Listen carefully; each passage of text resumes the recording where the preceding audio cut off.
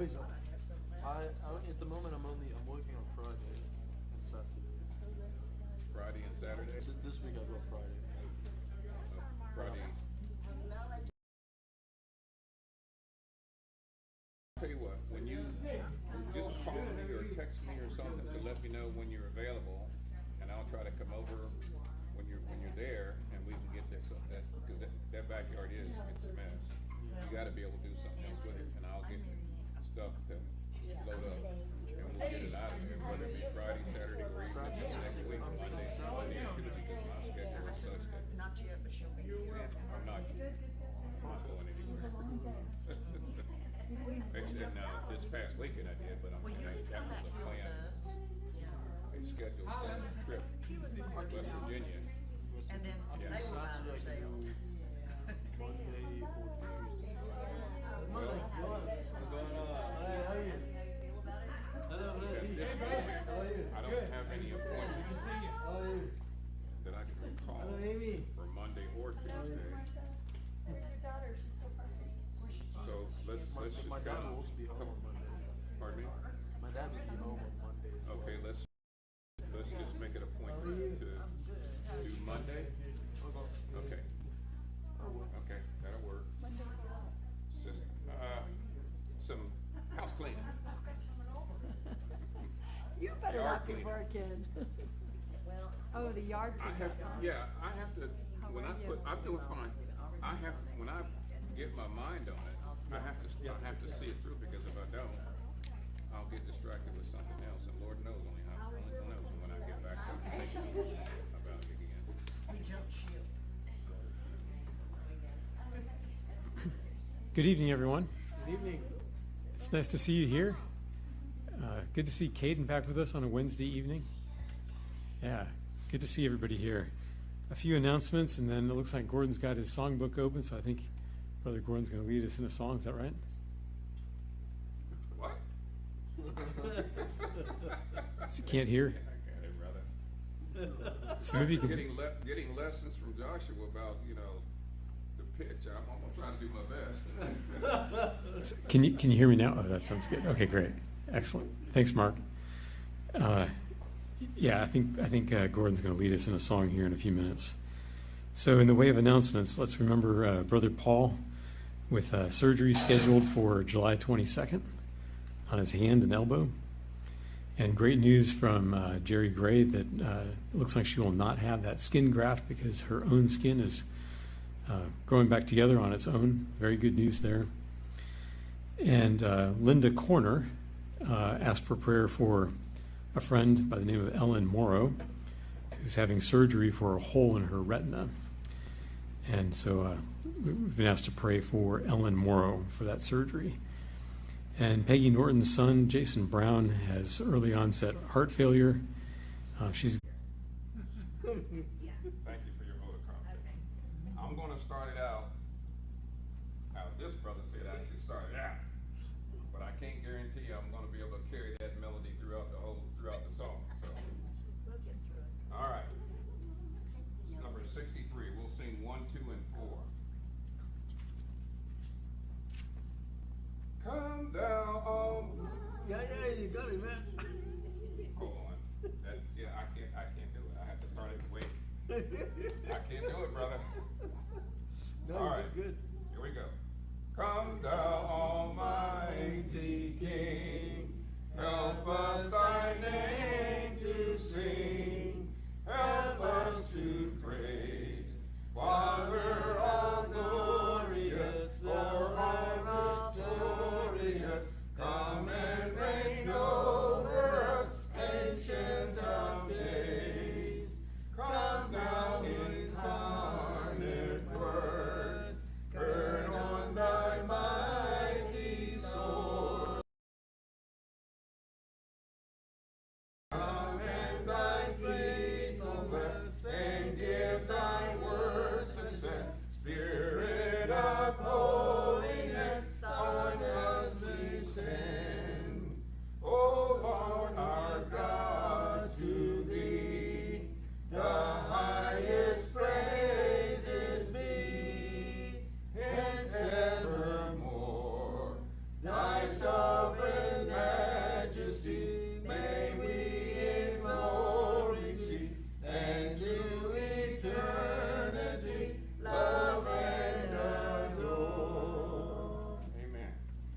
There's something I meant to mention to John as he started prayer. This past weekend when I was in West Virginia, I took them to my home congregation. I took to them, my home congregation there, a proposal to see if there would be an interest in doing what we've been doing for probably 16, 17 years. At least that's how long I've been doing it, at the Carolina Men's Fellowship. I discovered probably a month and a half, 2 months ago, that they don't have anything like this in West Virginia.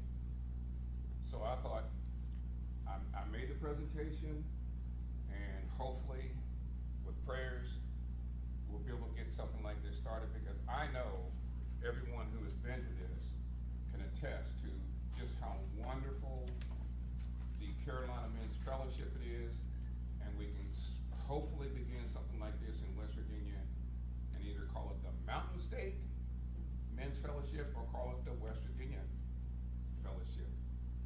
So pray for that, if you will, because I really feel like it would be a wonderful thing to have there in the good old Mountain State of West Virginia. Thank you. The Bible says that there's neither male nor female, right?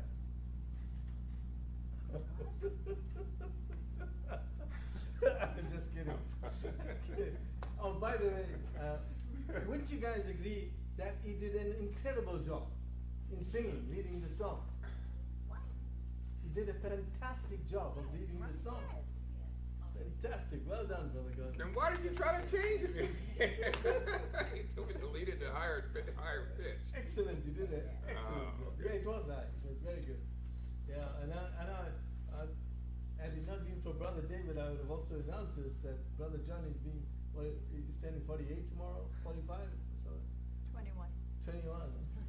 Man, you're a lucky guy. And anyway, happy birthday for tomorrow, Brother John. 58. Yeah. Okay. Very good. It's time for our studies. I want us to notice something very interesting as I was going through this study for tonight. And you will notice, if you have your Bibles, and if you have, who has a King James Version Bible that you, who uses the King James Version Bible? I do. Okay. Now you notice they've got subheadings there in each chapter. Now notice in chapter 9 of Romans, he talks about Israel's rejection of Christ. Then later on, just before verse 6, Israel's rejection and God's purpose. Then before verse 14, Israel's rejection and God's justice.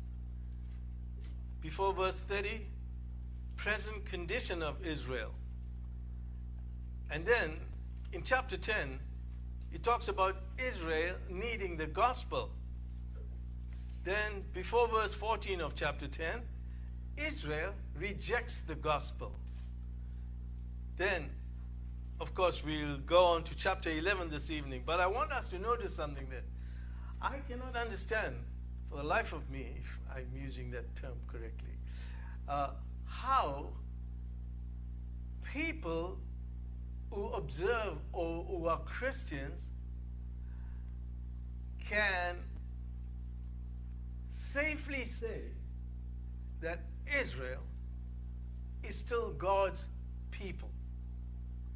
I cannot understand that, because so far we've been seeing, in chapter 9 and chapter 10, that Israel objected to the Messiah. They never accepted the Messiah. They rejected him. They not just crucified him, but even after that, when the apostles went out to preach the gospel, they still rejected them. And we know many people were killed. Many of them were killed for preaching the gospel of Jesus Christ. This chapter 11 here is going to focus on so much of details concerning what I just said. Okay. And Go ahead, what brother. verse was that you said that they were, the subheading was? In each chapter, from like chapter 9 onwards through to chapter 11, Okay. you'll learn about Israel's rejection of Jesus Christ, Israel's rejection of the Messiah, Israel's rejection of salvation through Jesus Christ. What they firmly believed in is their works of righteousness. They felt that by doing good works, they can come into a relationship with God. But God is saying to them, no, you cannot come into a relationship with me on account of your own works. I am the one that gives you salvation. So leave out all your works and come to me. Submit yourself to me. Humble yourself to me. That is what God is saying. And you do it through Jesus Christ. See, as Jesus said even in the Gospels, no man comes to the Father but through me. So in other words, you cannot go to the Father without going through Jesus Christ. I don't know if you guys are familiar, if you've ever heard this interview with Joel Osteen in very public television, and he was asked a question, do you say that anybody can go to heaven? He said, yes. This is a Christian, so-called Christian we're talking about. He says, yes, anybody can go. You could be a Muslim, you could be a Hindu, you could be of any religion, and you can still go to heaven. But Jesus doesn't say that, does he? No, he says, I am the way, the truth, and the life. Right, I am the way. To the Father Except through me. You have to go to God through Jesus Christ. You cannot go to God through Muhammad, or through Krishna, or through Buddha. You cannot go to God in any other way except through Jesus Christ. So, having said that, let's look at chapter 11 this evening. Chapter 11. As Paul has described it in chapter 9, verse 30 through chapter 10, verse 21, Israel's present status appears to be one of unrelieved resistance to the revelation of God's righteousness in the gospel. So as the concluding verse puts it, Israel's disobedience and obstinate is, however, a big problem. As you notice there in verse 10, verses 21. Look at 21. But to Israel he says, all day long I have stretched out my hands to a, what kind of people? Disobedient and contrary. How long did God do this? For what period of time? all day long. All day long. What does that imply? A long time. Forever. He has been reaching out to them forever. He has been sending one prophet after the other, and none of them. They actually killed all the prophets, didn't they? You know, remember, what's his name? Elijah running for his life. God gave him a mission to do. He goes up there to King Ahab and Jezebel, and he tells them that God's going to bring judgment on you. Next minute, they want his life. And you remember after the Mount of Carmel, when God destroyed those false, or the prophets of Jezebel, Queen Jezebel was after Elijah, and he started to flee for his life. The man is running. One time he's running for God, one time he's running away. He's running as far as he can. So Israel was quite known for the disobedience. If Israel had been obedient to God, do you think they would find themselves in the position they find themselves today? There really wouldn't be any Jews, right? There wouldn't be anything such as Judaism, because all of them would be what? All right, let's look at verse 1. Let's see. Go ahead, Sister Lisa, read that. 11:1. Yes.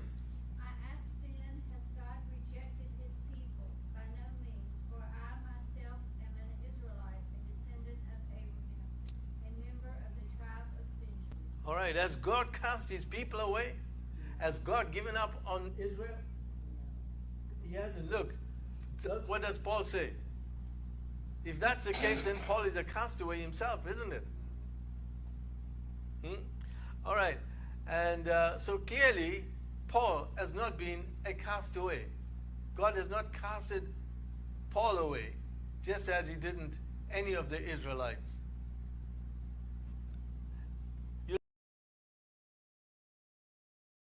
Prophets and torn down your altars. I am the only one left, and they are trying to kill me. And what was God's answer to him? I have reserved for myself 7,000 who have not bowed the knee to Baal.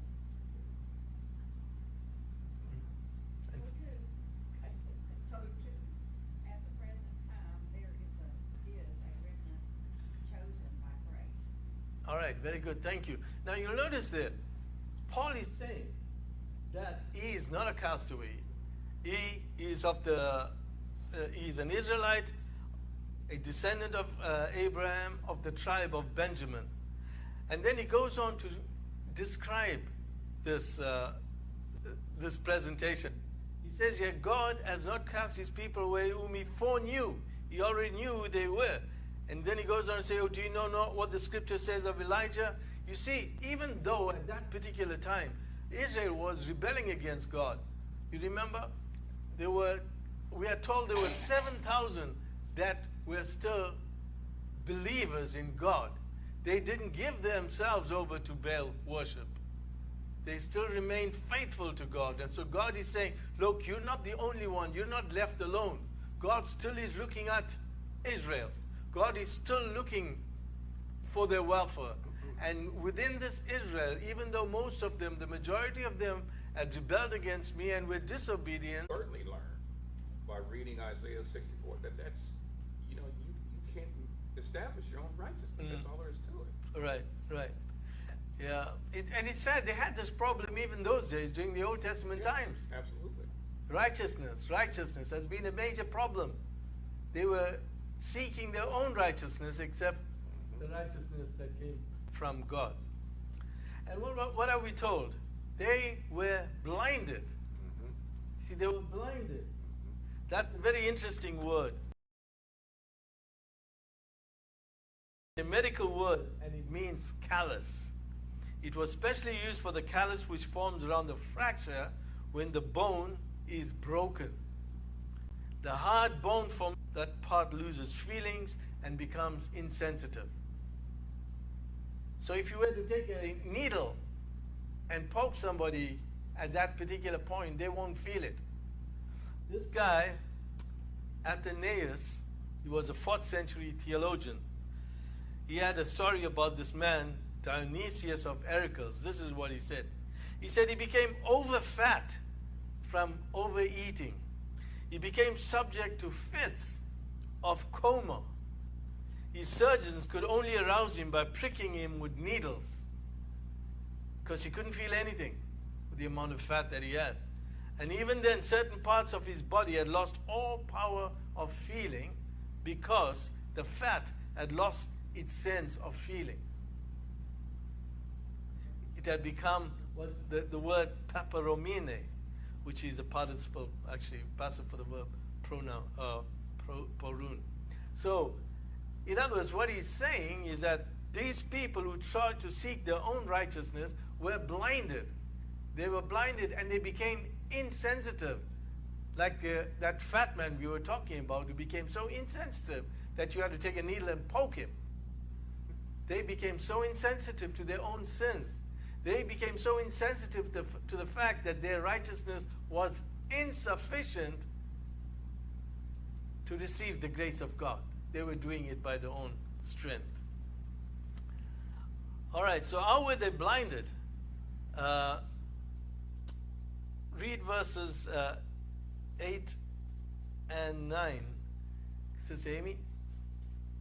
As it is written, God gave them a spirit of stupor, eyes that could not see, and ears that could not hear to this very day. And David says, may their table become a snare and a trap, a stumbling block and a retribution for them. All right, thank you. See, look at verse 8. Just as it is written, God has given them a spirit of stupor. What's the meaning of stupor?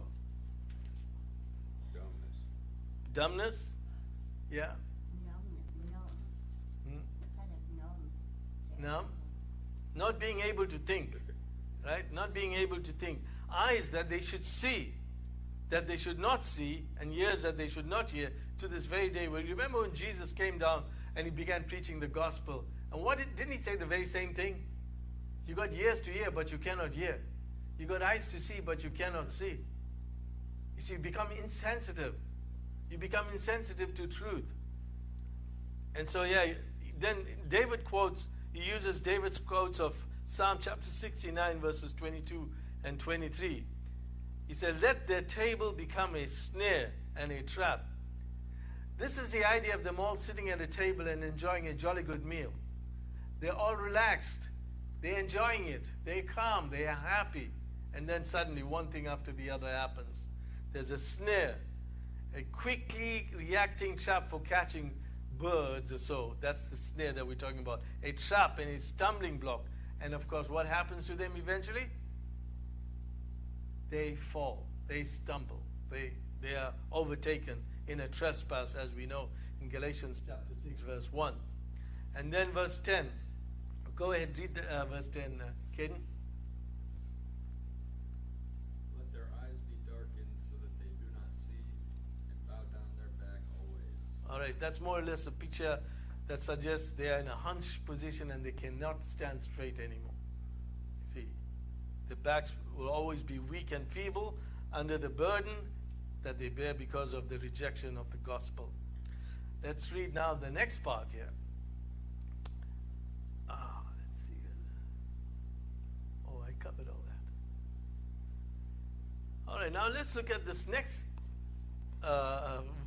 verse 11. This is very, very interesting verse, as a matter of fact. Go ahead, Sister Marianne, read that, please. Again I ask, did they stumble so as not to fall beyond recovery? Not at all. Rather, because of their transgression, salvation has come to the Gentiles to make Israel envious. Interesting. You know, you use the word here, stumbled. See, as I've got all these words here in the English have different Greek words. You see, he's got the stumble. I say that they stumbled. Stumble, the meaning of the stumble means to make a mistake. Fall means to fail of participating in or miss a share in the messianic salvation. And lastly, the fall is used again, which simply means a lapse or deviation from the truth and righteousness. So when we apply all those three words to this passage, we'll get a good, clear picture. I say then, have they, that's the majority of the people of Israel, excluding the remnant that was chosen by grace. Okay? Everybody except the remnant. And who are the remnant? Okay, yes, there are 7,000, but there were remnants all throughout the history, right? Yeah. Those that were faithful to God. Those who believed in the existence of God, they believed in the message of God, and they responded accordingly. So I say then they, the majority of the people, stumble that they should fall. Have they stumbled that they should fall? Certainly not, he says. But through their fall, to provoke them to jealousy, salvation has come to the Gentiles. I really struggle with this here personally, that salvation came to the Gentiles because they failed to be obedient. I find that so hard to accept, because I don't think God is going to base salvation for us on the condition of them rejecting it. You see? So sometimes maybe there's obviously more to this than meets the eye. All right, let's look now at. Oh yeah, I got to tell you about this here. When God, in the Old Testament time, says that I will call them my people who were not my people, and beloved who was not my beloved, he is here referring to the Gentiles. Now, something the Jew doesn't want to listen to.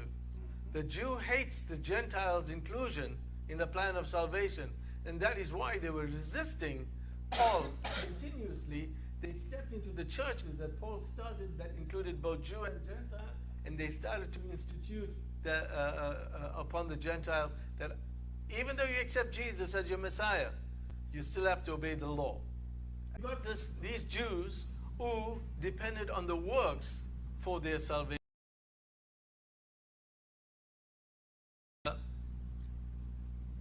When they heard that the Gentiles were included in salvation, they got jealous. Because the Gentiles now are praying to, or their forefathers used to pray to, and that they seemingly pray to. And so that spurred them on to jealousy. You see that racial divide there? I mean, you should be happy, right? Hey, the Gentiles are included in salvation, but now instead what? You're getting jealous?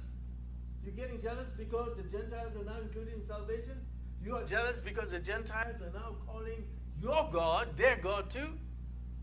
Wasn't that God's plan all along? Did you not read, O Jews, what was said in the Garden of Eden? Didn't he say that when the prophecy of Jesus Christ came, he said to the woman that you will bruise his heel, but he will crush your head, as a reference to the Messiah. And then again in Genesis chapter 12, verses 3 onwards, he gives Abraham the promise, and he says to him, in you, not only your seed, your physical seed will be blessed, but all the nations of the world will be blessed. And we know how that happens. It happens through the seed of Jesus. When we all get down to Jesus. Right? Does that make sense to everybody? Do you have any questions or comments? So yeah, then you can see they were jealous. They were jealous that the Gentiles were included. They were jealous that we were included. Why wouldn't they be happy for the Gentiles? I know. Good. To know the good news that they knew. Yeah. They've always been that way. They've been that way in the Old Testament times as well. They were there during the times when they asked for a king. Remember, previously they had judges.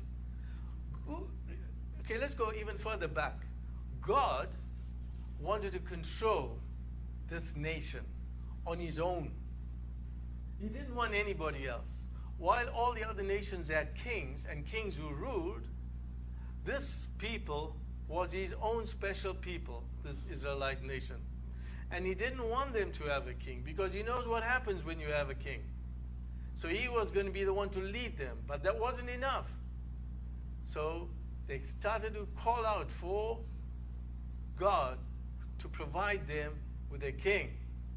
But God mercifully started it off with providing them with judges, one judge after the other. And then eventually it got to the stage that they demanded a king. And King Saul was the first one to sit on the throne. And we know what happened, right? When King Saul sat on the throne, what happened? Was he a faithful man? He was He was? obedient. He was not obedient. Then came who? The better man. The man after God's own heart. How many sins did David commit? A lot. It wasn't just the case with Bathsheba and the killing of her husband Uriah. It's not just those things. According to Scripture, if you study the Scripture, David, even though he's described as a man of God's own heart, he committed a lot of sins. The Bible clearly states that. I know it clearly states that, but just give me a run-in into, because I'm not sure if I understand how it was that David actually became a man after God's own heart. Was it because it was just written in the Scriptures, or was this, what was it that he did? Okay, just in a nutshell, I'll tell you, right? Yeah, that's all I know. Every time he committed an act of sin and he recognized his sin, the sight for sin, sorrow, he went to God. Every time he sinned, he went to God. Okay. So he never stopped going to God. He went to God for the wrongs that he's done. Go ahead, Sister Brenda, read verse 16. Go ahead, Sister Brenda, read verse 16. If the part of the dough offered as first fruits is holy, then the whole batch is holy. If the root is holy, so are the branches. Right, okay, thank you. Now, even though that's one passage there, Paul using metaphorical languages here to be understood as carrying on the discussion of God's chosen remnant, highlighting the inseparable connection that existed between the remnant within Israel and the remnant amongst the Gentiles. Do you know that there's a remnant amongst the Gentiles too? Do you know that? Yes, yeah, it's in this chapter. There's a remnant of the Jews, the remnant of the Gentiles. You know what that means, the remnant of the Gentiles? It means that not every Gentile is accepting God. Just like how every Jew has not accepted Jesus, every Gentile is not going to accept Jesus. So it's those people. What does Jesus say? Many called, but few chosen. That few chosen are the remnant. Does that make sense? But that few, when we talk about that few, we're not just talking about a handful. We're probably talking about billions from the time Those who have the accepted Christ. hmm? Those who have accepted Yes, Christ. yes, yeah. Even from the Old Testament times, people who put the faith in God, even then. People who didn't depend on the works for salvation, but depended on the grace of God. Okay. All right, so the first illustration here, God's instruction to Israel was to take a cake. This is from Numbers chapter 15, verse 20. To take a cake from the first of ground meal and present it as an offering after they entered the land of Canaan and repeated the first wheat harvest. So the cake then made from the first ground meal of the wheat harvest was sanctified, making everything else sanctified. See, then secondly, he talks about the first fruit, or rather saying about if the root is holy, then the branches will also be holy. Now, who do you think he's talking about here? Yeah, that's what I thought. Man, I tell you, you read some of these scholars' works, they all have different opinions, and it's quite scary. But the only reason why I think this is Jesus, this is my own mindset, and I'm sure many of you as well who have mentioned Jesus, is because he says in verse 17, and if some of the branches were cut off, and you being wild olive were grafted in among them, and with them became a partaker of the root of the fatness of the olive tree. Now the Gentiles weren't partakers of Abraham, right? I mean, in the sense that being their descendants, his descendants. The Gentiles, we find, are connected to the root, who is Jesus Christ. Because it is through Jesus Christ only one can become holy. You cannot be holy on your own strength. You cannot be holy on your own righteousness. You depend on Jesus to make you holy. So you have to be connected to the root. What does he say in John 15, I think it is? He says, I am the vine and you are the branches. Now, if a branch does not produce fruit, I'll keep it, right? What? What? Cut it off. Cut it off. Throw it away. Burn it. See, I was thinking about that as well. Go ahead, Brother Gordon.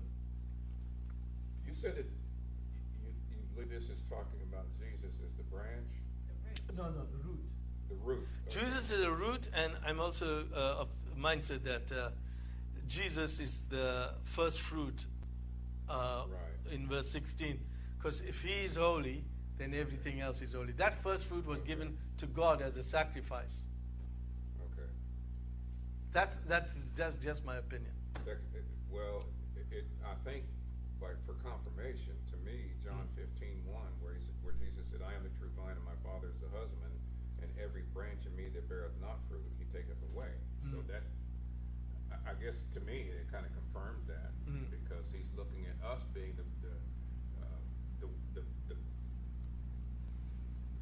off the branches, right, to the from the true vine. So that I guess that would confirm it for me. Yeah, I know. Because I know the reason why they were talking about this, the first fruit is holy. They were some scholars were referring this as being Abraham. So now I'm thinking to myself, well, those people that were subject then were mostly people that were of physical descendants of Abraham. But yeah, we're also talking about Gentiles in verse 17 as well. He's talking to the Gentiles. You see verse 13 what he says, Brother John, remember as I was telling you, he talks to the Gentiles first, then he talks to the Jews after that, and now he comes back here in verse 13 where he says, for I speak to you Gentiles, as much as I am an apostle to the Gentiles. I magnify my ministry. All right, let's go down to verse 18. 18 through 20, where are we? Go ahead, Sister Catherine.